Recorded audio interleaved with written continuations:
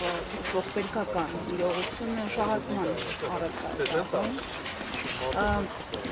Նախ ինչու եւ երբ բացահայտված կհամարեք այս ողբերգական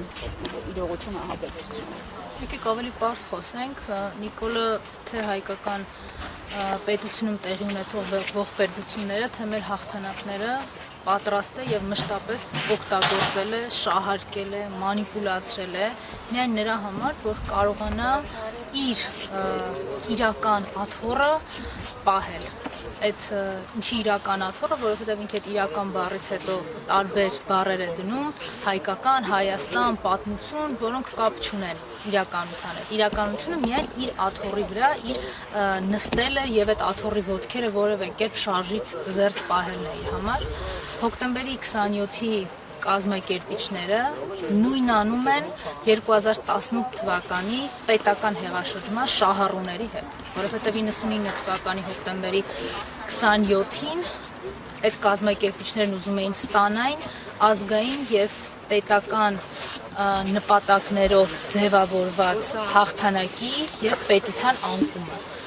Թույլ տվեք ասեմ, որ հոկտեմբերի 27-ով դա անել չստացվեց։ Մեր պետականությունը այո գլխատվեց, սպանվեց սպարապետը,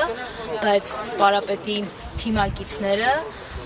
իր զինակից ընկերները կարողացան պահել պետությունը եւ ազգային նպատակներով 30 տարի շարունակել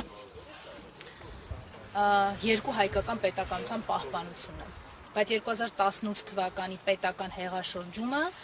Նիկոլին իշխանության բերելով եւ այդ աթոռը զավթելով կարողացան ստանալ այն, որ հայկական ինքնությունը եւ հայ հասարակության իմունիտետը այլևս իզորու չեղավ պահպանելու մեր պետականությունները։ Հետևաբար շահարկումներ, մանիպուլյացիաներ, այս ամեն ինչը մի կողմ դնելով, այս տակը մնում է պարզ իրականություն։ Եթե մենք բացահայտենք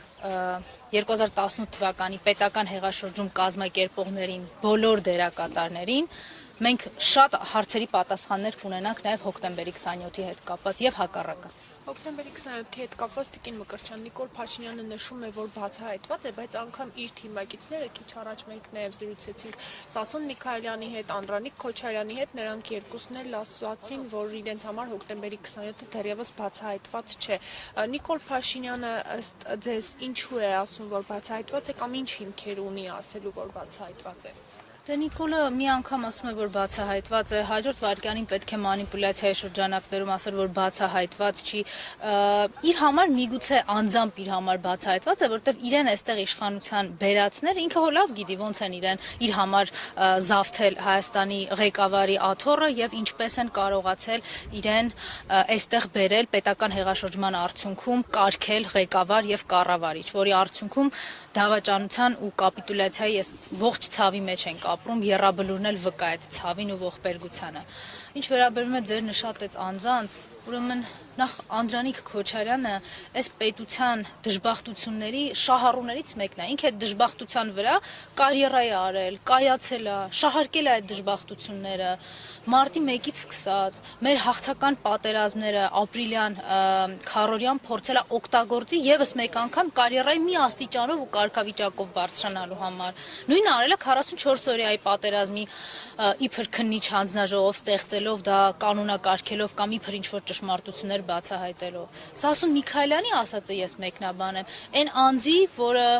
2018 թվականի շատ լավ իմանալով որ պետական հեղաշրջումը տեղի ունեցել, ասում էր ավելի կարևոր է, քան Արցախյան ազատամարտը։ Այս մարդը, բա որ Վազգեն Սարգսյանը կենթանի լիներ, որ հոկտեմբերի 27-ը չլիներ, այս պետական դավաճանությունները չլինեին, Սասուն Միքայելյանը կարողանալու էր երկրապահ կամավորականների միության դռանը մոտ գալ, սենց արժե համակարգ, սենց արժե համակ, մենք ենք